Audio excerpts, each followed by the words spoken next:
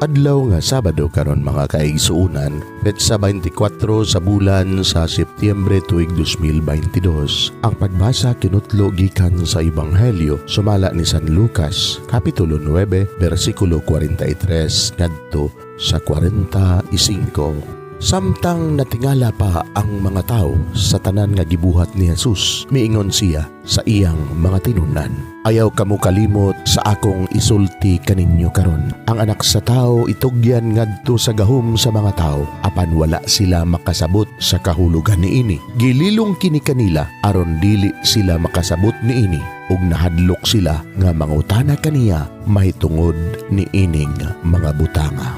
Mga igsuon, ang Ebanghelyo sa Ginoo. Daygon ikaw, o Kristo.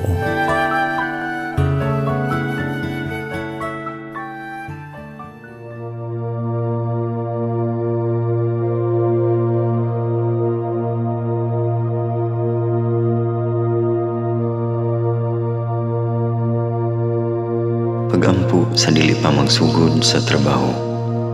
Magampo kita. Sa ngalan samahan, sa Anak ug sa Espiritu Santo. Amen. Langit no namong Amahan, sa among pagsulod nining trabahoan, among gidala ang imong presensya uban kanamo.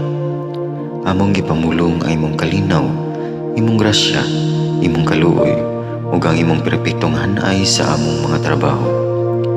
Among gipadayag ang imong gahom labaw sa tanan, diha sa mga butang nga among mahimo, masulti, mahuna-unaan, ug mahukman sulod nining adlaw. Ginoo, nagapasalamat kami sa gasa sa kinabuhi, niining bagong adlaw, niining kahigayunan nga kami nakasulod sa trabaho, ug mamahimong parte niining nga grupo. Salamat sa mga gasa nga imong gitugyan kanamo. Hamong gamiton kini diha sa pagimaya kanimo. Hatagi kami sa kusog ug kadasig sa pagbuhat sa among mga trabaho. Panalangini ang among mga proyekto, mga ideya ug kusog, aron sa ingon bisan sa pinakagamay namong mga kalampusan, magahatag kini sa imong himaya. Ubani kami Ginoo sa among pagtrabaho nining adlaw.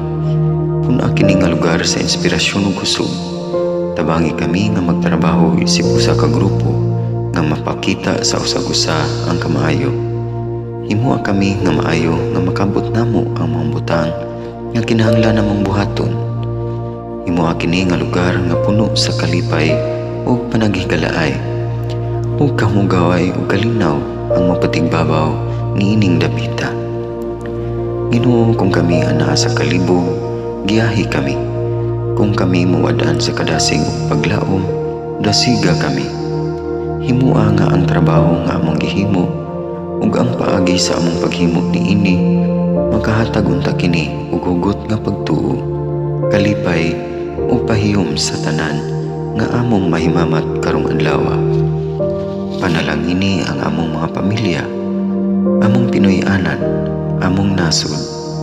Himua nga magmatidud-anon kami sa pagtagad ug pag-amuma sa kalikupan ug sa tanang may kinabuhi, diha sa pagbuhat kanamo sa pagkabot sa imong pangandoy alang sa hustisya ug kagawasan.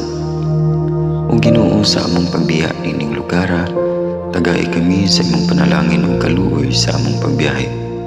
Panalangini ang among mga pamilya ug Pinoy-anan nga anaon ta sa mayong kahimtang sama sa among pagbiya kanila.